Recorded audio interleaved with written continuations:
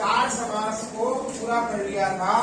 अब अपने रहे हैं 2 समास और, जिसमें पहला रहा है कर्मधारय समास।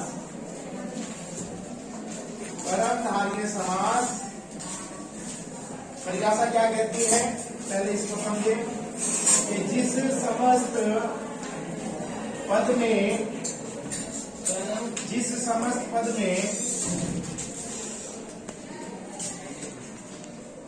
एक पद विशेष्य तथा दूसरा पद विशेषण हो, इसे कर्मधारय समास कहते हैं। ध्यान से समझिएगा कि एक पद तो विशेष्य होगा और दूसरा पद विशेषण होगा। 2 पद आते हैं समास में, अपन ने बात कही थी, पूर्व पद और उत्तर पद।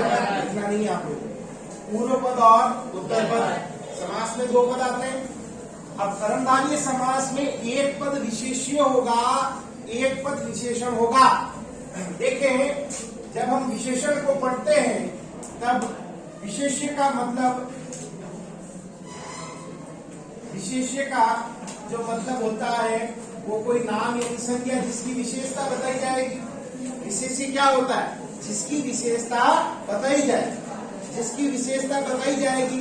अगर कहते हैं कि अच्छा लड़का,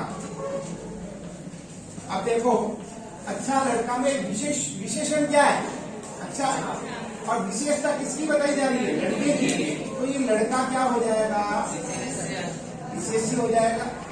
तो इसी प्रकार से कर्मधारय समास में एक पद तो विशेष्य होगा और दूसरा पद क्या होगा, विशेषण होगा।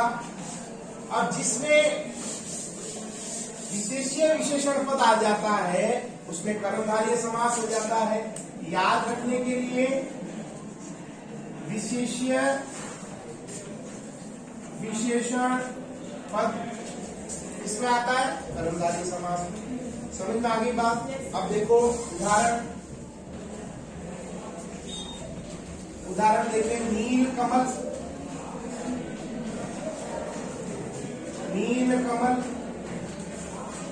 अच्छा इसमें भी एक ध्यान रखना, तीसरा अर्थ नहीं निकलता, अन्य अर्थ नहीं निकलेगा इसमें भी, यानी विशेष्य विशेषण पद ही होगा खाली, तीसरा अर्थ नहीं निकलेगा। जैसे द्विगु समास में नहीं निकल रहा था, उसी प्रकार से कर्मधारय समास में भी तीसरा अर्थ नहीं निकलेगा। नील कमल, तो इसका जब विग्रह करेंगे तो ध्यान रखना, नीला है जो कमल, नीला है जो कमल, यानी कमल की क्या विशेषता हो गई, नीला। ये कमल जो है ये विशेष्य हो गया, अरे हुआ या नहीं हुआ। और कमल की विशेषता क्या है, नीला। कमल की विशेषता क्या है, नीला। अरे हाँ या ना, कमल की विशेषता है कि वो नीला है। तो एक पद तो विशेष्य हुआ और दूसरा पद विशेषण हुआ, तो बताइए कौन सा समास हो गया, क्लियर। उसी प्रकार से एक और आता है नील गाय। अब देखो गाय की विशेषता क्या है, नीली। तो क्या लिखेंगे हम, नीली है जो गाय। तो एक पद विशेष्य हो गया और दूसरा पद विशेषण हो गया। क्लियर हो रहा है, अरे हाँ या ना। चलिए आगे देखें, आगे बोले भाई, सत्पुरुष। सत्पुरुष का, पुरुष की क्या विशेषता है, सत्य। सत्य है जो पुरुष, वो क्या हो गया, सत्पुरुष। समझ में आई बात। एक पद विशेष्य, एक पद विशेषण। अगला बोले महापुरुष। महान है जो पुरुष। अब देखो महापुरुष, महान है जो पुरुष, पुरुष की क्या विशेषता है कि वो वाहन है। एक पद विशेष्य एक पद विशेषण आ रहा है या नहीं आ रहा। अब आपको ये देखना है, चाहे नील कमल हो, चाहे नील गाय हो, चाहे सत्पुरुष हो और चाहे महापुरुष हो, क्या कोई तीसरा अर्थ आ रहा है क्या इनका? कोई और किसी का नाम है क्या? ये नहीं है। तो इसका मतलब क्या हुआ कि कर्मधारय समास में केवल विशेषण विशेषण पद ही आएंगे, किसी तीसरे अर्थ वाला कोई भी वाक्य या कोई भी शब्द ऐसा नहीं आएगा। समझ में आ गई बात? और उदाहरण देखते हैं जरा।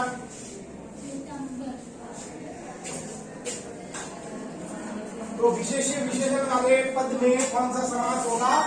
कर्मधारय। अरे गलत है या सही है? सही है। और उदाहरण बोले, दुष्कर्म। दुष् यानी बुरा, क्या लिखेंगे? बुरा है जो कर्म, बुरा है जो कर्म। अब कर्म की विशेषता क्या है कि वो बुरा है। आगे बोले है जी, रक्त कमल। रक्त कमल क्या होगा? रक्त यानी रक्त कैसा होता है? लाल। लाल है जो कमल। कमल की विशेषता क्या हो गई? लाल। जैसे गाय की विशेषता नीली थी, उसी प्रकार से कमल की विशेषता क्या हुई? लाल। समझ में आ रही बात? एक पद विशेष्य एक पद विशेषण। हाँ, आगे बोले, लोह पुरुष। तो अब लोह है जो पुरुष नहीं होगा, लोह के समान पुरुष। लोह के समान पुरुष।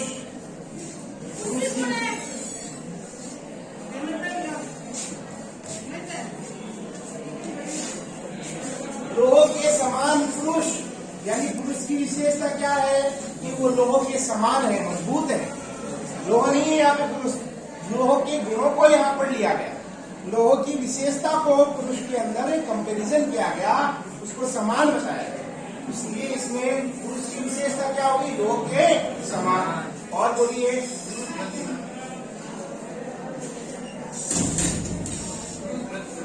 पुरुष रत्न। पुरुष रत्न।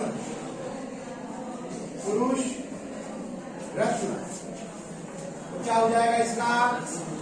बताएं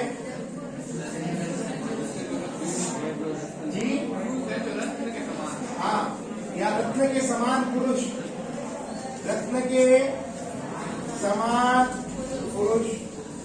अब यहाँ पे एक थोड़ा सा ये हुआ है कि ये जो रत्न है ये विशेषण है, ये पीछे आ गया और पुरुष जो विशेष्य है वो आगे आ गया। तो इससे कोई फर्क नहीं पड़ेगा कि इससे समास बदल जाएगा, नहीं, समास तो वही रहेगा, चाहे विशेष्य विशेषण आओ और चाहे विशेषण विशेष्य आओ। समझ में आ गई बात आपको? अरे हाँ या ना? नहीं समझ में आई हो तो आप जो है मुझे अभी बता दे, मैं वापस आपको समझा दूंगा। तो कर्मधारय समास क्लियर है क्या? yes, बस एक चीज ध्यान रखना, ये आपको एक नोट यहाँ पे डालना है, लिखना है कर्मधारय समास में तीसरा अर्थ निकलता है क्या? नहीं निकलता। ये है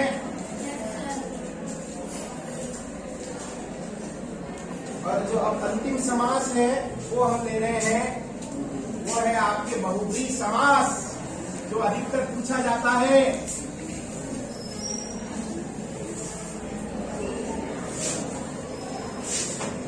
थोड़ा सा ध्यान से बहुब्रीहि को समझिएगा। तो अगला जो समास है हमारा वो है बहुब्रीहि समास। बहुब्रीहि समास की परिभाषा को ध्यान से समझिएगा। परिभाषा 6 की 6 वेदों की आपको याद होनी चाहिए, ये ध्यान रखिएगा। बहुब्रीहि समास की परिभाषा क्या है कि जिस समस्त पद में दोनों पद प्रधान न होकर अन्य अर्थ प्रधान होता है उसे बहुब्रीहि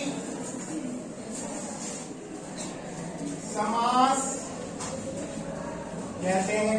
देखिए, बहुब्रीहि समास की परिभाषा क्या कह रही है कि जिस समस्त पद में दोनों पद तो प्रधान होते ही नहीं है, क्या निकल रहा है, तीसरा अर्थ, अन्य अर्थ जहां प्रधान होता है।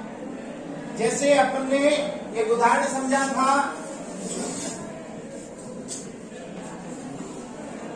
दशानन,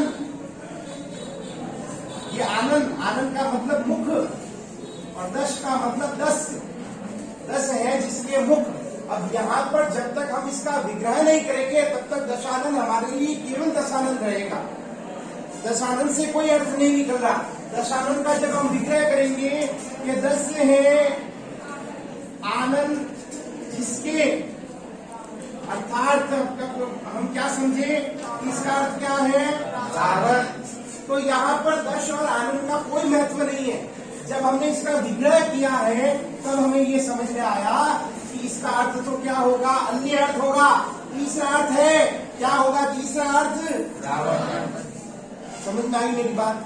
यानी बहुब्रीहि समास वहां पर होगा जहां दोनों पद प्रधान नहीं है। दश और आनंद का रावण से, दश और आनंद, अभी तक यहाँ पर कोई अर्थ निकल रहा है नहीं। जब हम विग्रह किया हमने तब दोनों अर्थ प्रधान नहीं है, तीसरा अर्थ ही प्रधान आ रहा है, अर्थात तीसरा अर्थ निकल रहा है। वहां पर हमेशा कौन सा समास होगा, क्लियर है क्या? इस हिसाब से अगर आपको एक चीज बताऊं कि सारे विलोम शब्द अपन ने कहा था किसके उदाहरण होंगे, सारे विलोम शब्द किसके उदाहरण होंगे, किस समास के उदाहरण होंगे, किसके होंगे, जोर से बोलिए, द्वंद्व समास के, जिसमें बीच में या लगता है विग्रह करते समय, ये अपन ने चर्चा की थी। अब मैं आपको बता रहा हूं सारे पर्यायवाची शब्दों में बहुब्रीहि समास होता है। क्या होता है, इसका कारण आपको आ जाना चाहिए। सारे पर्यायवाची शब्दों में बहुब्रीहि समास होता है। पर्यायवाची शब्द क्या होते हैं, किसी के अन्य नाम होते हैं। अरे होते या नहीं होते, चाहे सूर्य के ले लीजिए, चाहे पृथ्वी के ले लीजिए, किसी के भी ले लीजिए, जिसके कुछ अन्य नाम आ रहे हैं वो पर्यायवाची होते हैं। और यहाँ पर भी देखें आप, तीसरा प्रधान में क्या आता है, ये नाम ही आता है। तो सारे पर्यायवाची शब्दों में कौन सा समास होगा, अरे होगा या नहीं होगा, क्लियर है क्या ये चीज? सारे पर्यायवाची शब्दों में बहुब्रीहि समास होता है। इस बात को आप गांठ बांध लीजिए। अगर आपको किसी का नाम यदि समास दिया हुआ है और आपको लगे यार ये तो किसी का पर्यायवाची है, तो नो डाउट इसमें बहुब्रीहि समास ही होगा। जैसे उदाहरण देखें, नीलकंठ, अपन ने इसकी चर्चा पहले भी की थी। नीला है जो कंठ, अब आपको पता है कि नीलकंठ शिव का पर्यायवाची है। अरे है या नहीं है? तो शिव का पर्यायवाची, तो सीधा सीधा इसमें अर्थ भी शिव निकलेगा और समास भी क्या हो जाएगा, बहुब्रीहि। अरे हाँ या ना? इसमें तीसरा अर्थ भी प्रदान होता है। हाँ, अब आगे बोले आप, पीताम्बर,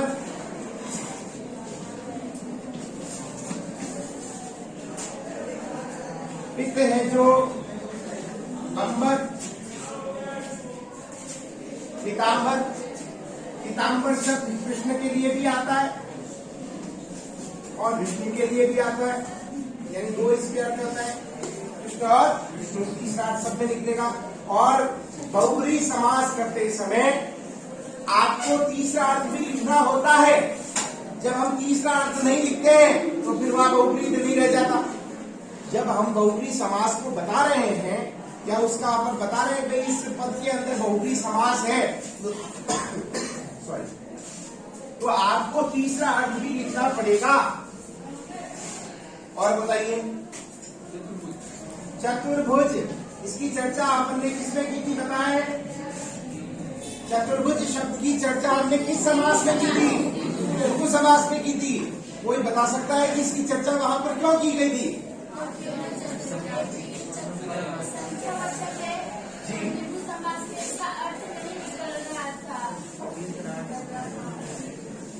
और कोई? हाँ, कौन बताए? क्योंकि सर है ना ये एग्जाम्पल दे रखा था और इसका अन्य अर्थ निकल रहा था। बिल्कुल, वेरी गुड। चतुर्भुज की चर्चा हमने इसलिए द्विगु समास में की थी क्योंकि चतुर का अर्थ 4 होता है और द्विगु समास की परिभाषा के अनुसार तो चतुर्भुज द्विगु का उदाहरण है। लेकिन द्विगु समास में एक पॉइंट मैंने नोट डाउन करवाया था कि जहां पर संख्यावाची पद पहला भले ही हो लेकिन उसका तीसरा अर्थ कभी नहीं निकलता। चतुर्भुज का तीसरा अर्थ निकल रहा है इसलिए उसमें द्विगु समास नहीं होगा। चतुर्भुज देखें,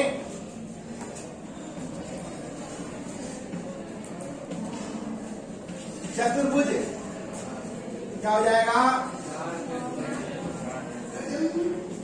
4 हैं भुजाएं जिसकी, अर्थात क्या बताया था? विष्णु, समझ में आ रही है एक बात? उसी प्रकार से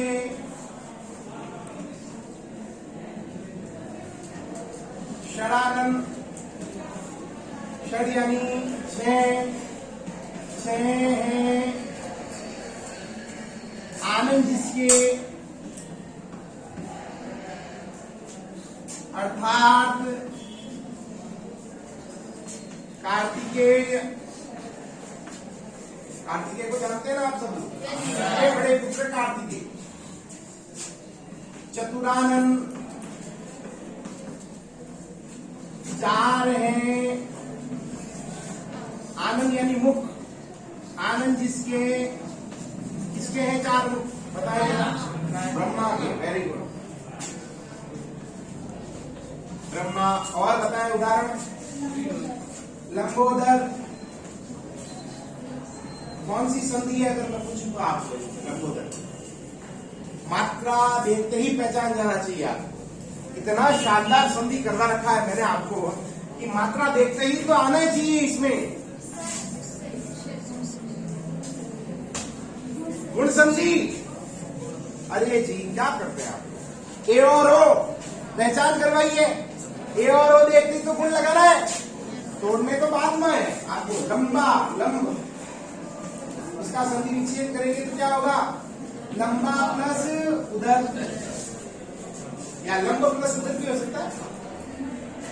समझ आ रही है मेरे पास? तो क्या हो जाएगा? आ वो हो गया, हुआ या नहीं हुआ? आपको सिर्फ मात्रा देखनी है, मात्रा देखते तो ज्ञान हो जाना चाहिए कि इसमें गुण है, ठीक है ना? तो क्या होगा? विग्रह लंबा है उधर, उधर का मतलब क्या होता है? पेट। उधर जिसका, किसका उधर है लंबा? गणेश। आगे बताए? त्रिलोचन, लोचन मतलब आप 3 हैं लोचन जिसके, अर्थात बिल्कुल शिव। आगे है शूल, पानी। शूल यानी त्रिशूल, पानी मतलब हाथ। अरे किसके हाथ में होता है त्रिशूल? बिल्कुल। देखें, शूल है पानी में जिसके, अर्थात क्या होगा? शिव। एक देखें, और वीणा पानी, इसका क्या है? वीणा पानी बताएं?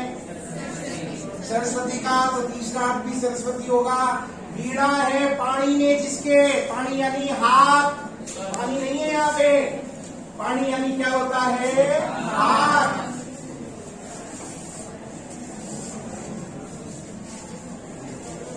आ रहा है आप लोगों को समझ में या नहीं आ रहा है? अरे हाँ या ना? नहीं समझ में आ रहा है तो तुरंत बोले आप। वीणा पानी, वीणा है पानी में जिसके, एक है आपके चंद्रचूड़, चूड़ यानी जटाएं, और चंद्र यानी चंद्रमा। तो क्या हो जाएगा बताएं मुझे। चंद्रमा है जटाओं में जिसके, शिव। डिग्री बता दिया मैंने, अब बताएं और आगे।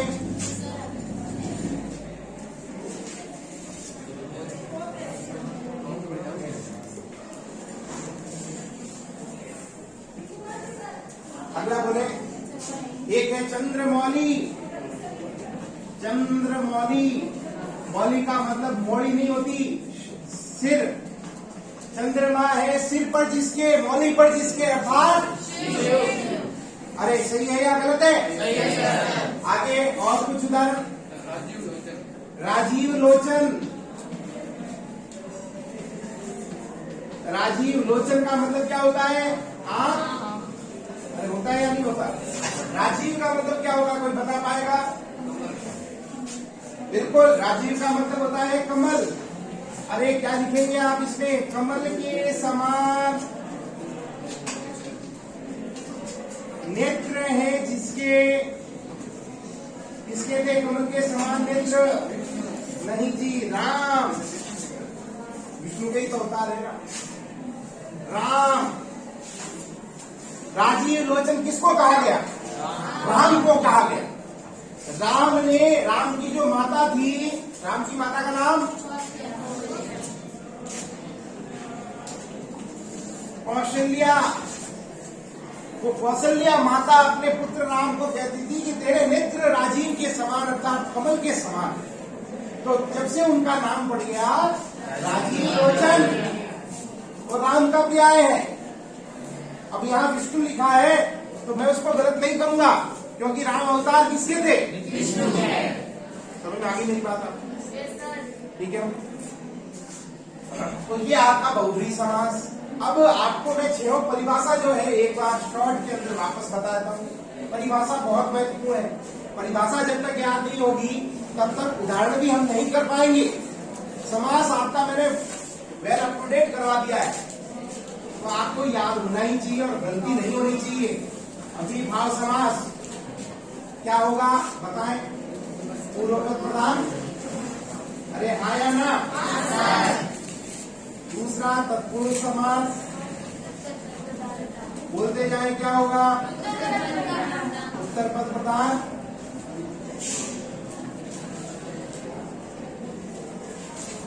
तीसरा द्विगु समास क्या होगा? पहला पद संज्ञावाची। चौथा द्वंद्व समास।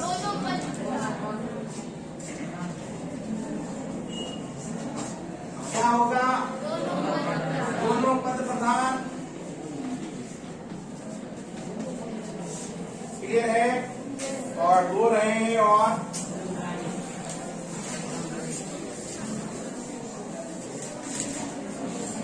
पांचवा कर्मधारीय।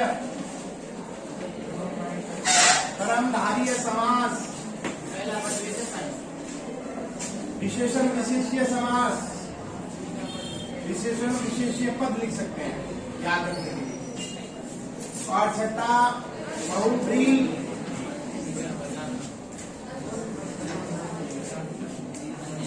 क्या हो जाएगा? अन्य अर्थ पदार्थ।